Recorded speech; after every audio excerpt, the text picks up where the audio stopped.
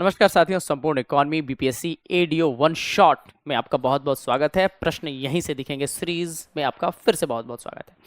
आइए साथियों, प्रश्न की शुरुआत करते हैं। पहला प्रश्न आपके स्क्रीन पर नजर आ रहा है। साथियों, आपको कमेंट में जवाब देना है। भारत की राष्ट्रीय आय का मुख्य स्रोत क्या है? कृषि क्षेत्र का, सेवा क्षेत्र का, उद्योग क्षेत्र का, व्यापार क्षेत्र का। ये चार ऑप्शन दिए गए। पूछा गया कि भारत के राष्ट्रीय आय का मुख्य स्रोत क्या है, पूछा गया। इस प्रश्न का सही जवाब हो जाएगा सेवा क्षेत्र, जो है इसका सही जवाब होने वाला है। अगले प्रश्न की तरफ देखते हैं साथियों। योजना काल में राष्ट्रीय आय में किस क्षेत्र का योगदान घटा है? पहला ऑप्शन दिया गया साथियों कृषि क्षेत्र का, विनिर्माण क्षेत्र का, परिवहन क्षेत्र का और बैंकिंग क्षेत्र का। चार ऑप्शन दिए गए। चारों ऑप्शन पर गंभीरतापूर्वक विचार करके बताना है कि वो ऐसा क्षेत्र है जिसका योगदान राष्ट्रीय आय में योजना काल के दौरान घटा है। साथियों, मुझे आशा है कि आप इस प्रश्न का सही जवाब दे पा रहे होंगे। इस प्रश्न का सही जवाब हो जाएगा साथियों कृषि क्षेत्र, जो है इसका सही जवाब है। अगले प्रश्न की तरफ देखते हैं साथियों।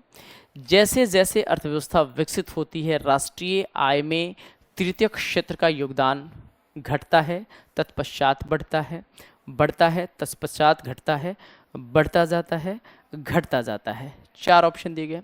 चारों ऑप्शन पर आपको विचार करना है और अपने उत्तर को कमेंट बॉक्स में डालना है।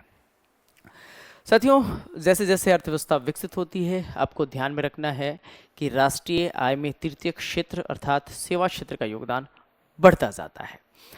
इसका सही जवाब हो जाएगा साथियों विकल्प सी। क्या हो जाएगा? इसका सही जवाब हो जाएगा। अगले प्रश्न की तरफ देखते हैं साथियों। ये जो प्रश्न है साथियों, नो ऑप्शन क्वेश्चन है, अर्थात इसमें किसी भी प्रकार का ऑप्शन आपको उपलब्ध नहीं कराया जाएगा। किसी भी प्रकार का ऑप्शन आपको उपलब्ध नहीं कराया जाना है। आपको इस पे विचार करके बताना है साथियों कि इस प्रश्न का सही जवाब क्या है। आपको कमेंट बॉक्स में आपको अपना उत्तर डाल देना है। ये बात आपको ध्यान में रखनी है। जैसे प्रश्न आपसे पूछा गया है, देश में राष्ट्रीय न्यायाधीश यानी कि एनएसएस की स्थापना कब हुई? एनएसएस यानी कि नेशनल सैंपल सर्वे जिसको हम कहते हैं साथियों, यानी कि राष्ट्रीय प्रतिदर्श भी कहा जाता है।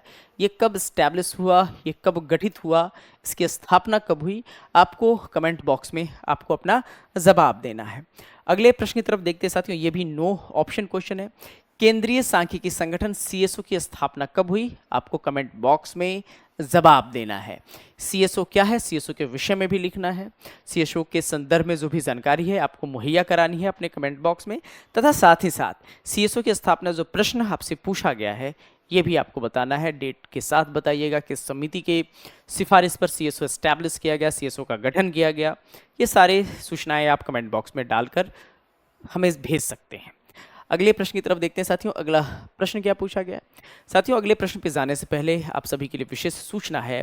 तफसस एकेडमी ने बीपीएससी एईडीओ की बैच लॉन्च कर दी है। इसने सहायक शिक्षा विकास पदाधिकारी टारगेट बैच है। फी रखी गई साथियों केवल 999 रुपये ही फी रखी गई है। इसमें आपको मिलेगा रिकॉर्डेड क्लास मिलने वाला है, लाइव क्लासेस मिलने वाला है, चैप्टर वाइज पीडीएफ नोट्स मिलने वाला है, एमसीक्यू टेस्ट मिलेगा, 15 टेस्ट सीरीज भी आपको उपलब्ध कराया जाएगा। और फी रखी गई साथियों केवल 999 रुपये फी रखी गई। माध्यम हिंदी है, आपको ध्यान रखना है। आप दिए गए नंबर पर संपर्क कर सकते हैं। अगले प्रश्न की तरफ देखते हैं साथियों। अगला प्रश्न पूछा गया है, राष्ट्रीय आय है, नेशनल इनकम है, बाजार मूल्य पर निवल राष्ट्रीय उत्पाद, उत्पादन लागत पर निवल राष्ट्रीय उत्पाद, बाजार मूल्य पर निवल देशीय उत्पाद, उत्पादन लागत पर निवल देशीय उत्पाद। चार ऑप्शन दिया गया राष्ट्रीय आय।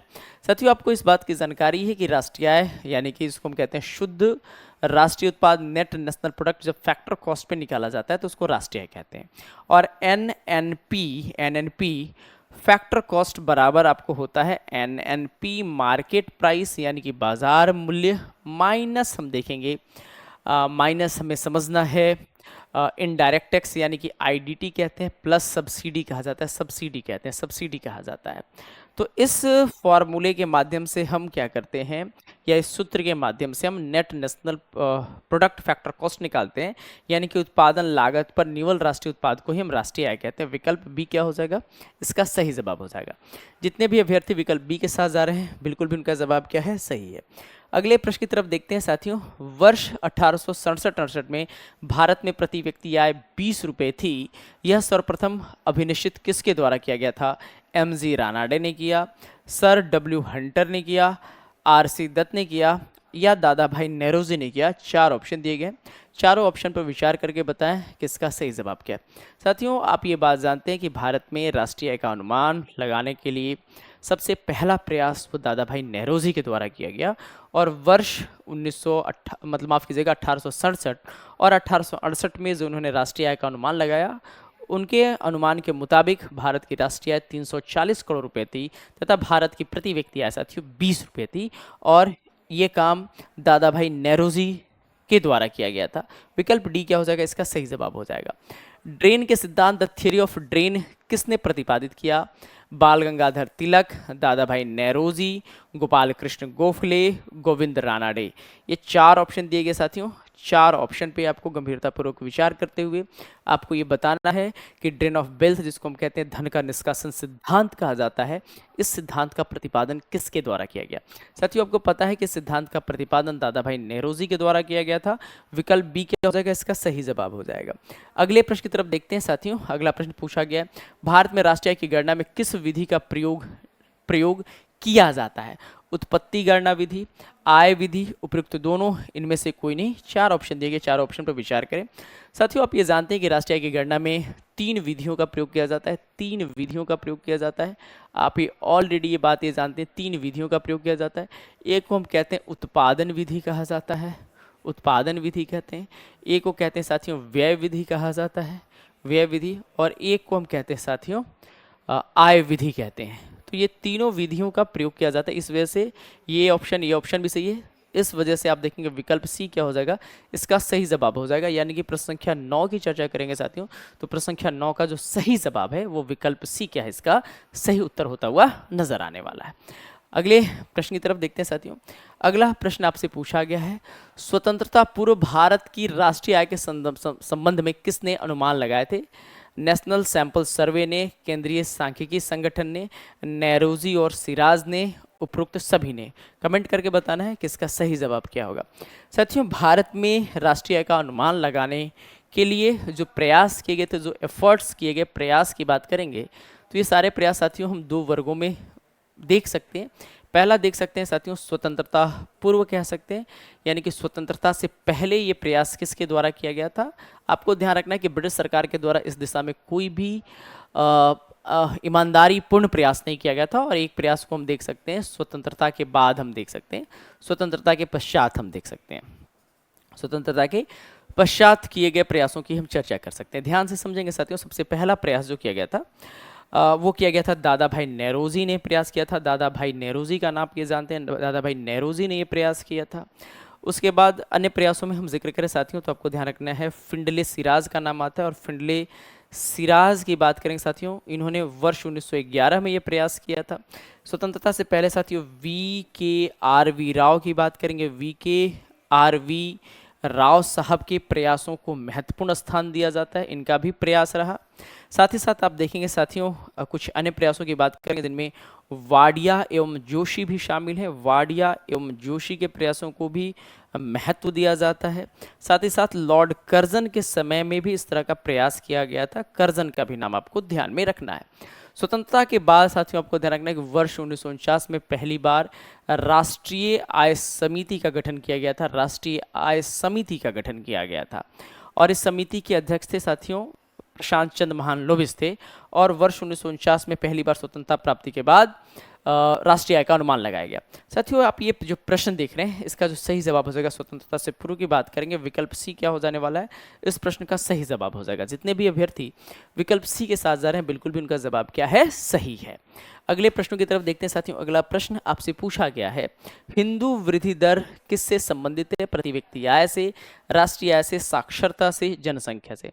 साथियों, आपको ध्यान रखना है इसका सही जवाब हो जाएगा राष्ट्रीय आय से संबंधित है। हिंदू वृद्धि दर शब्द का जो पहली बार प्रयोग किया गया था, पहली बार प्रयोग की बात करेंगे, या ये शब्द किसके द्वारा गढ़ा गया, तो मैं लिख देता हूँ भैया मिंटेड बाई हम कहेंगे। ये पहली बार ये शब्द बनाया गया था minted by professor Rajkrishna, professor Rajkrishna. और इन्होंने पहली बार वर्ष 1981 में 1981 में अमेरिकन इकोनॉमिक्स एसोसिएशन में बोलते हुए इस शब्द का प्रयोग किया था। इसका संबंध है साथियों विकल्प बी, यानी कि राष्ट्रीय आय से इसका संबंध है। अगले प्रश्न की तरफ देखते हैं साथियों। अगला प्रश्न पूछा गया है, वर्ष 1949 में गठित राष्ट्रीय आय समिति का अध्यक्ष कौन था? अभी साथियों मैंने अभी बताया भी है, लेकिन ये नो ऑप्शन क्वेश्चन है। आपको ध्यानपूर्वक प्रश्न को समझते हुए इस पे अपने विचार आपको रखने हैं कि राष्ट्रीय आय समिति जो गठित की गई थी वर्ष 1949 में गठित की गई थी, इसके अध्यक्ष कौन थे, और इसके विषय में जो भी जानकारी है आप कमेंट बॉक्स में ज़रूर हमें भेजें और हम उन चीज़ों को कमेंट्स को देखेंगे भी। अगले प्रश्न की तरफ देखते हैं साथियों। अगला प्रश्न पूछा गया, स्वतंत्रता के पश्चात देश की राष्ट्रीय आय का अनुमान लगाने के लिए भारत ने राष्ट्रीय आय समिति की स्थापना कब की थी? आपको कमेंट करके बताना है कि नेशनल इनकम कमेटी कब गठित की गई थी। साथियों ये भी प्रश्न नो ऑप्शन क्वेश्चन की कैटेगरी में शामिल है। आपको अपने कमेंट्स बताने हैं, उत्तर आपको कमेंट बॉक्स में आपको मेंशन करना है। अगले प्रश्न की तरफ देखते हैं। राष्ट्रीय आय के मापन की विधि कौन सी नहीं है? मूल्यवर्धित विधि, जिसको हम कहते हैं वैल्यू एडेड मेथड कहा जाता है, आय विधि, विधित, निवेश विधि, व्यय विधि, वो कौन सी विधि नहीं है आपसे प्रश्न पूछा गया है। तो जल्दी से कमेंट करके बताएं कि इसका सही जवाब क्या होने वाला है। साथियों राष्ट्रीय आय की गणना के लिए 3 विधियों का प्रयोग किया जाता है। जिन विधियों का प्रयोग किया जाता है उन विधियों में आय विधि, व्यय विधि और तो साथियों मूल्यवर्धित विधि या उत्पादन विधि को हम शामिल करते हैं, लेकिन इसमें निवेश विधि शामिल नहीं होता है। विकल्प सी क्या हो जाएगा? इसका सही जवाब हो जाएगा। अगले प्रश्न की तरफ जाने से पहले साथियों दोस्तों अकेडमी ने 72वीं बीपीएससी फाउंडेशन बैच लॉन्च कर दिया है। साथियों इस बैच की फ़ी केवल 999 रुपये है। इसमें अनलिमिटेड टाइम आप क्लासेस देख सकते हैं, रिकॉर्डेड क्लासेस की सुविधा होगी, पीडीएफ नोट्स आपको प्रोवाइड करवाया जाएगा, टेस्ट सीरीज़ की भी सुविधा आपको मुहैया कराई जाती है। आप इस बैच के साथ जुड़कर निश्चित तौर पे आप लाभान्वित हो सकते हैं और विषय विशेषज्ञों के द्वारा आपके लिए कक्षाएं दी जाती हैं। अगले प्रश्न की तरफ देखते हैं साथियों। अगला प्रश्न आपसे पूछा गया है, कौन सी पद्धति राष्ट्रीय आकलन की पद्धति नहीं है? व्यय पद्धति, उत्पादन पद्धति, मैट्रिक्स पद्धति, आय पद्धति। कमेंट करके बताना है कि इसका सही जवाब क्या होगा। साथियों अभी हमने चर्चा किया है कि वो कौन सी पद्धति नहीं हो सकती, आप अनुमान लगा सकते हैं। वो जवाब हो जाएगा साथियों मैट्रिक्स पद्धति हो जाएगा इसका सही जवाब। विकल्प सी क्या हो जाएगा? इसका सही जवाब हो जाने वाला है। अगले प्रश्न की तरफ देखते हैं साथियों। अगला प्रश्न पूछा गया है, राष्ट्रीय आय निकालने के लिए एनएनपी में से किसे घटाया जाता है? राष्ट्रीय आय निकालने के लिए एनएनपी में से किसे घटाया जाता है? अप्रत्यक्ष कर की बात करेंगे, पूंजी उपभोग छूट, इमादत यानी कि सब्सिडी, व्यय। आपको पता है साथियों अप्रत्यक्ष कर को हम क्या करते हैं? घटाते हैं, यानी कि प्रश्न संख्या 16 की चर्चा करेंगे साथियों। विकल्प ए क्या हो जाएगा? इसका सही जवाब हो जाने वाला है। प्रश्न संख्या 16 की बात करेंगे। अगले प्रश्न की तरफ देखते हैं साथियों। अगला प्रश्न पूछा गया है, जीएनपी से एनएनपी निकालने के लिए निम्न में से किसको घटाया जाता है? आपको पता है मूल्यह्रास, ब्याज, कर और इमदाद। इमदाद का मतलब होता है सब्सिडी कहते हैं। साथियों आप ये जानते हैं कि जीएनपी में यानी कि ग्रॉस नेशनल प्रोडक्ट में से जब डेप्रिसिएशन माइनस किया जाता है तो एनएनपी की प्राप्ति होती है। एनएनपी की प्राप्ति है यानी कि मूल्यह्रास, यानी कि विकल्प ए क्या है? इसका सही जवाब है। अगले प्रश्न की तरफ देखते हैं साथियों। किसी देश का निवल राष्ट्रीय उत्पाद एनएनपी होता है? सकल घरेलू उत्पाद में मूल्यह्रास भत्ते बढ़ाकर, सकल घरेलू उत्पाद में से विदेशों से निवल आय जोड़कर, सकल घरेलू उत्पाद में विदेशों से निवल आय घटाकर, सकल घरेलू उत्पाद में से मूल्यह्रास या मूल्यह्रास भत्ते घटाकर। आपसे पूछा गया है, कमेंट करके बताना है कि इसका सही जवाब क्या है। यानी कि जब जीएनपी में से ग्रॉस नेशनल प्रोडक्ट में से जीडीपी है ना, घरेलू उत्पाद में से मूल्यह्रास घटाकर 4 ऑप्शन दिए गए। आपको कमेंट करके बताना है कि इसका सही जवाब क्या होने वाला है। ये आप देखेंगे साथियों सकल घरेलू उत्पाद दिया गया है, यहाँ पे भी सकल घरेलू उत्पाद दिया गया है, लेकिन हमें समझना है कि जब हम एनएनपी की गणना करते हैं साथियों तो जीएनपी में से ग्रॉस नेशनल प्रोडक्ट में से डेप्रिसिएशन जब घटाया जाता है तो एनएनपी की प्राप्ति होती है। एनएनपी की प्राप्ति होती है ना। एनएनपी की प्राप्ति होती है सकल घरेलू उत्पाद में विदेशों में या विदेशों से निवल आय घटाकर। दूसरा ऑप्शन दिया गया है सकल घरेलू उत्पाद यानी कि सकल घरेलू उत्पाद जीडीपी में से मूल्यह्रास घटाकर, अगर ये निकालेंगे तो एनडीपी की प्राप्ति होगी। सकल घरेलू उत्पाद में से मूल्यह्रास भत्ते घटाकर, यानी कि यहाँ पे देखेंगे साथियों विकल्प ई के साथ जाना ज़्यादा बेहतर होगा। यानी कि मैं लिख देता हूँ इनमें से कोई नहीं, इनमें से कोई नहीं। अगर आप में से किसी भी अभ्यर्थी को इस तरह से कोई डाउट है तो निश्चित तौर पे आप अपने विचार रख सकते हैं, आपके विचारों का भरपूर स्वागत होगा। मेरे हिसाब से इसका सही जवाब हो जाएगा इनमें से कोई नहीं, क्योंकि जीएनपी या एनएनपी जब निकालते हैं तो जीएनपी से हम क्या करते हैं? डेप्रिसिएशन माइनस करते हैं। यहाँ पे सकल घरेलू उत्पाद है, इसका मतलब हो गया जीडीपी की चर्चा की जा रही है, यहाँ पे भी जीडीपी की चर्चा की जा रही है। ठीक है, अगले प्रश्न की तरफ देखते हैं। अगला प्रश्न है साथियों, आर्थिक विकास का सर्वोत्तम सूचकांक उपलब्ध कराया जाता है वर्ष प्रति व्यक्ति वास्तविक आय में वृद्धि से, वर्तमान कीमतों पर राष्ट्रीय आय में वृद्धि द्वारा, बचत अनुपात में वृद्धि द्वारा, भुगतान संतुलन की स्थिति में सुधार के द्वारा। साथियों इस प्रश्न का सही जवाब हो जाएगा विकल्प ए की चर्चा करेंगे साथियों। विकल्प ए क्या है, इसका सही जवाब हो जाएगा विकल्प ए। अगले प्रश्न की तरफ देखते हैं। अगला प्रश्न है, सकल राष्ट्रीय उत्पाद माइनस मूल्यह्रास क्या होता है, यानी कि आपसे ये नो ऑप्शन क्वेश्चन है। जीएनपी माइनस डेप्रिसिएशन क्या होता है, ये आपसे प्रश्न पूछा गया है। आपको अपना जवाब कमेंट बॉक्स में डालना है। आशा है कि आज की क्लास से आप लाभान्वित हुए होंगे। तब तक के लिए शुक्रिया, तब तक के लिए धन्यवाद। दवसस अकेडमी से जुड़ने के लिए।